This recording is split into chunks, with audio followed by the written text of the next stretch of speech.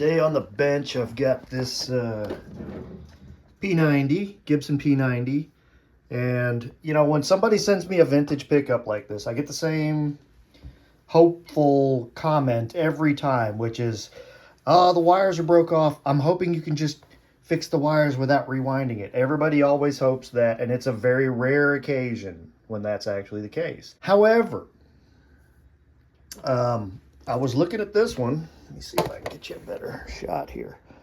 I was looking at this one, and I did manage to fish out what is the start and what is the finish on this one. So I am going to try and get a reading off of those in just a second here. But what I wanted to show you first was this. This is one of the cool things about the clear plastic bobbins is you can actually see where the start of the winding is. So you can see if you got a hold of the end or if you've just grabbed one of the coils. And then of course the end, the finishing side of the coil, was pretty easy to find. It's usually the start that I can't find. Let's hook up some leads and see if this thing can actually get a reading. Typically when I'm trying to hook up some things, I tend to use these little, it's tape, but it's copper tape. It's the kind of stuff that everybody over insulates the inside of their guitar cavities with. I'm not a big fan of that maneuver, but a lot of people are.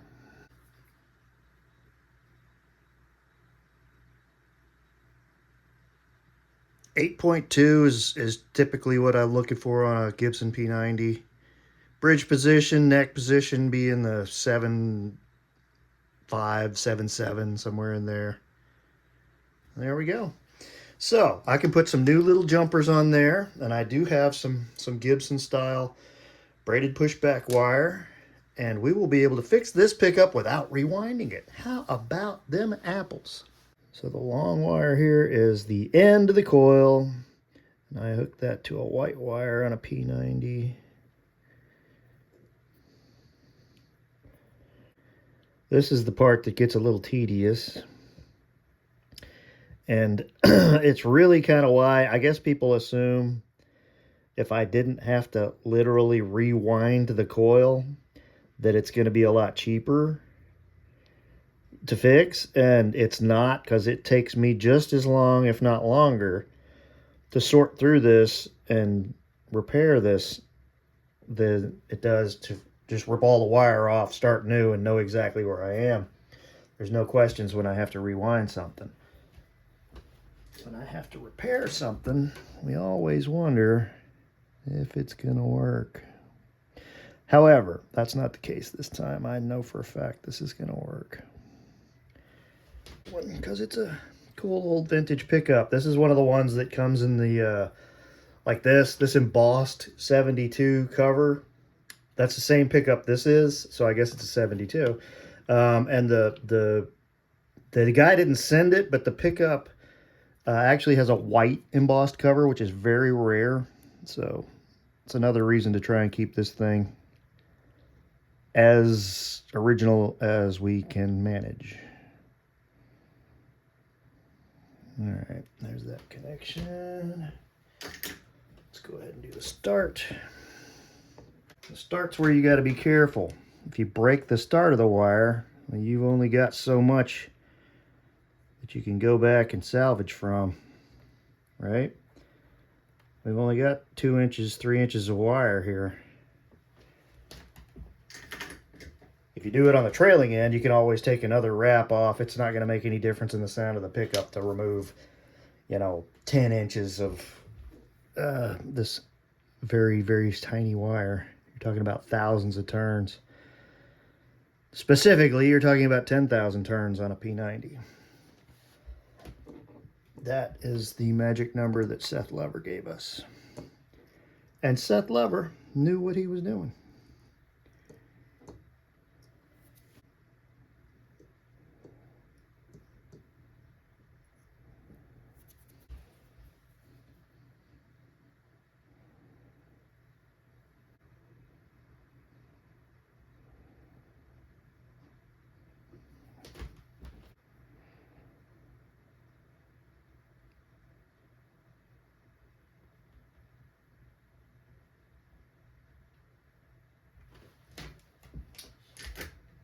Alrighty, let's check our connection with the meter that is multi. Oh, we do. Yes, we do. Okay, we got two good connections. Tape them up. This is crepe paper tape. It's paper masking tape, basically. It's like that blue painter's tape you get these days. This stuff sticks a little better than that stuff did. This is how I do them, because this is the way Gibson did them. Make a little envelope, fold it over.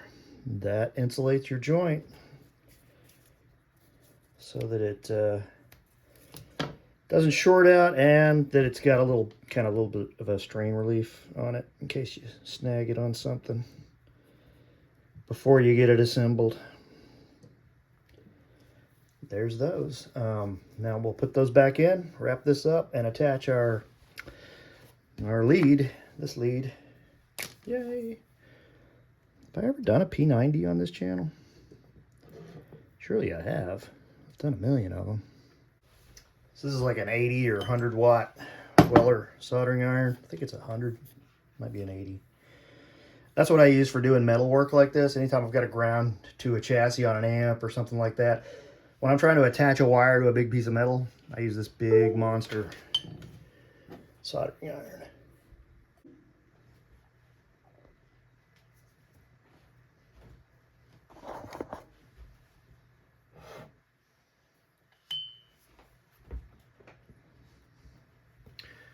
All right, let's throw a little solder to it.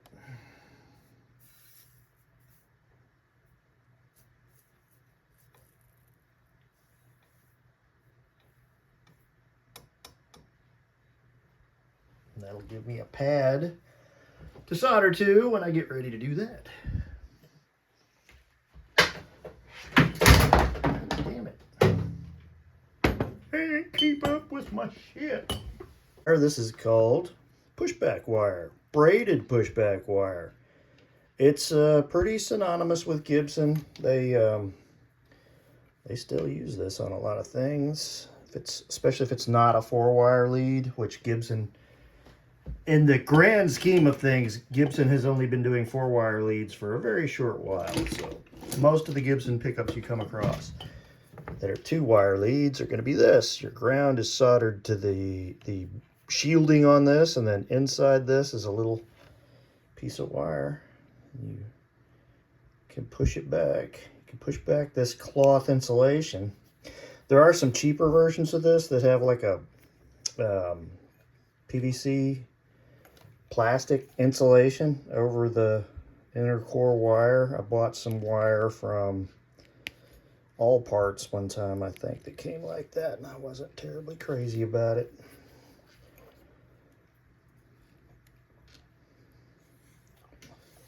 All right, there is that lead prepped for soldering.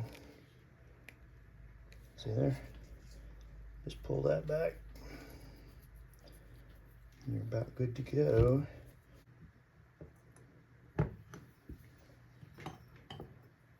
One of the ways that I keep my wires together is by using an alligator clamp off of a jumper.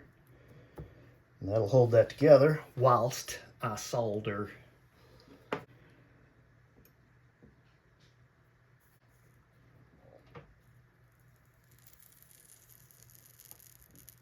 There we go, kids. Just that easy. If you get it while it's hot, you can clean this stuff up without too much fuss. If you wait too long, you're going to want to use denatured alcohol or just rubbing alcohol. Any kind of alcohol will take this stuff right off. That should be good for that. Now we are ready to assemble. You got to remember something, and I've said this before, but I'll say it again. These pickups were not hand wound by master artisans in the Gibson factory. These were widgets being pounded out by hourly workers, fast as they could go. They were inconsistent, and they tried to build them as idiot-proof as possible. I'm not saying that these people weren't skilled labor. They were, but it was not You know, people picture some wizened old man with a, or woman, with a beard down to his ankles, you know, fretting over the number of wraps on this side of the bobbin versus the number of wraps on that side of the bobbin. And that's just not how it happened, guys. These things were banged out as fast as they could go. They were inconsistent, and that's why when you swap one to the other, you might get a little bit different sound. Fundamentally, they're mostly going to be the same, but you do occasionally run across a few differences. Not as many as people like to think. A lot of what guitar players hear is all in their heads.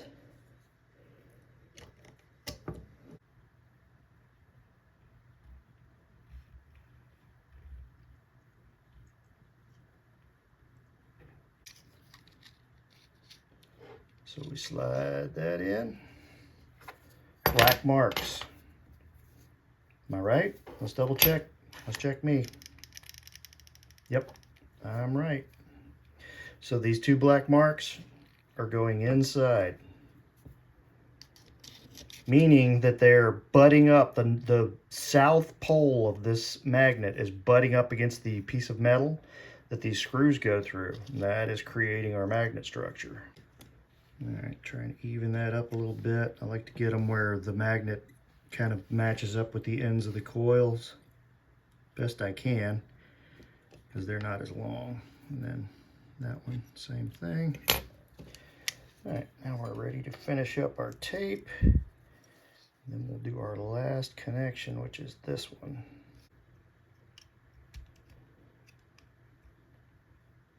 Make a little room there. Run that up in there. Pull it over to there, and that's where we will solder that one. And then our pickup will be just about finished. I'll probably clean up the tape work just a little bit because I think it looks a little sloppy right now.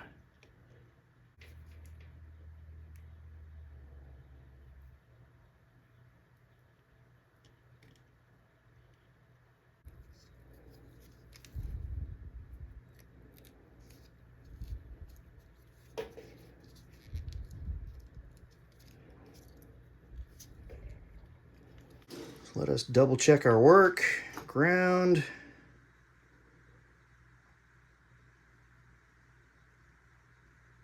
Yeah, I like that. Let's check our magnetic polarity. Right on the money. Just for the hell of it, let's check our Gauss. Let's check the Gauss power of this little pickup. I like to check that on everything I get in because it's a common debate to have people telling me, oh, degaussed pickups are magical and wonderful. And they're not, because they're not even real. Let's look at this one. See?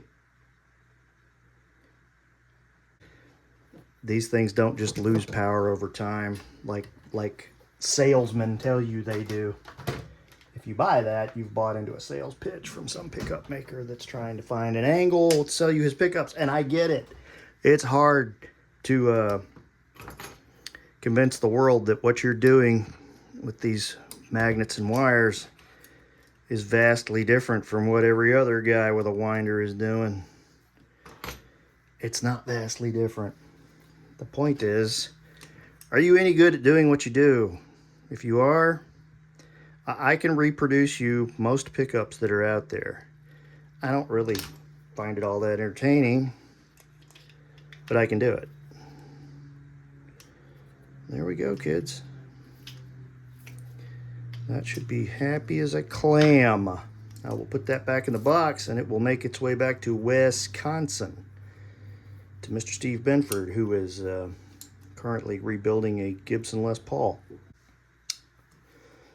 So that's it, kids. That is one vintage Gibson P90. Should be a 72 if it has that embossed cover.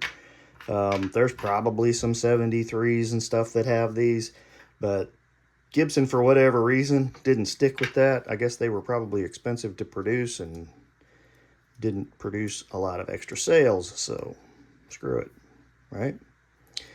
And there we have it. See you next time.